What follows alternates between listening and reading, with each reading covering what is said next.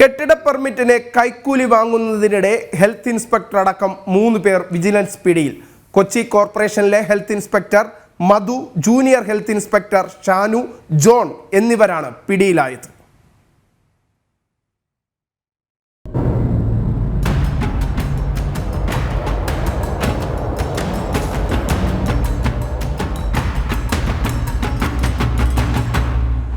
Corporation Palluruthy zonal ഓഫീസിന് സമീപം വെച്ചായിരുന്നു ഇവർ പിടിയിലായത്.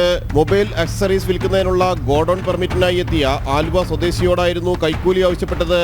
50,000 രൂപയാണ് ഉദ്യോഗസ്ഥർ ആവശ്യപ്പെട്ടത്. തുടർന്നാണ് കെട്ടിട നിർമ്മാണ പെർമിറ്റിനായി അപേക്ഷിച്ചയാൾ വിജിലൻസിനെ സമീപിച്ചത്. 10,000 രൂപ വാങ്ങുന്നതിനിടയിലാണ് പിടിയിലായത്.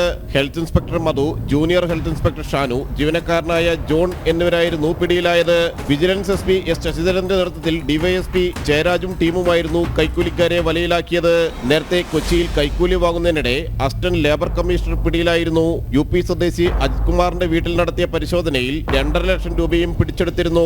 ഈ പണവും കൈക്കൂലിയായി വാങ്ങിയതാണെന്ന് വിജിലൻസ് വ്യക്തമാക്കി ചെയ്തിട്ടുണ്ട്.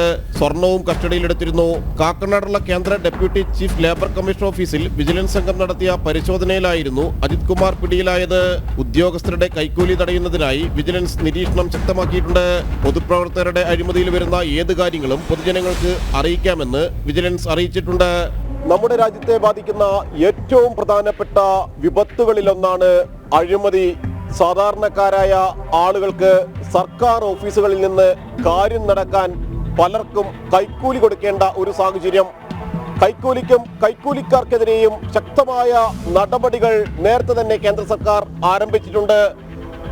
കൈക്കൂലിക്കാരെ എല്ലാം തുറങ്കിലടക്കാനുള്ള നടപടികൾ അതിന്റെ തുടർച്ചയായിട്ട് തന്നെയാണ് വിജിലൻസും കൂടുതൽ ജാഗ്രതയോടെ നിലയുറപ്പിക്കുന്നത്. സംസ്ഥാന വിജിലൻസ് സംസ്ഥാനത്തിന്റെ പല ഭാഗങ്ങളിൽ നടത്തിയ പരിശോധനകളിൽ ഒപ്പം തന്നെ നിരീക്ഷണങ്ങളിൽ കൈക്കൂലിക്കാരായ നിരവധി ഉദ്യോഗസ്ഥർ പിടിയിലായിട്ടുണ്ട്. അതിന് ഏറ്റവും ആവശ്യം പൊതുജനങ്ങളുടെ കൂടി പങ്കാളിത്തമാണ്. കൈക്കൂലി ചോദിക്കുന്നവരെ തുറന്നു കാണിക്കണം, അവർ തുറന്നു കാണിക്കപ്പെടേണ്ടതുണ്ട്. അതോടൊപ്പം തന്നെ ഈ പുഴുക്കുത്തുകൾ സർക്കാർ സർവീസിൽ നിന്നും മാത്രമല്ല രാഷ്ട്രീയ തലത്തിൽ നിന്നും ഇല്ലാതാകേണ്ടതുണ്ട്. ക്യാമറാമാൻ വിപിൻ ആലുവയ്ക്കൊപ്പം ജിജീഷ് കരുണാകരൻ, ജനം, കൊച്ചി.